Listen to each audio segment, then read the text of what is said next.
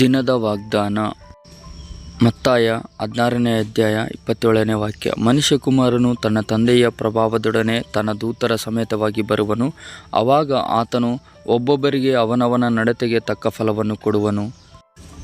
ಈ ವಾಗ್ದಾನದ ಪ್ರಕಾರ ಕರ್ತನ ಸನ್ನಿಧಾನದಲ್ಲಿ ಅಂದರೆ ನ್ಯಾಯ ವಿಚಾರಣೆ ಸಮಯದಲ್ಲಿ ಪ್ರತಿಯೊಬ್ಬನಿಗೂ ಅವನವನ ನಡತೆಗೆ ತಕ್ಕ ಹಾಗೆ ನ್ಯಾಯ ತೀರ್ಪಾಗುತ್ತದೆ ಪ್ರಿಯರೇ.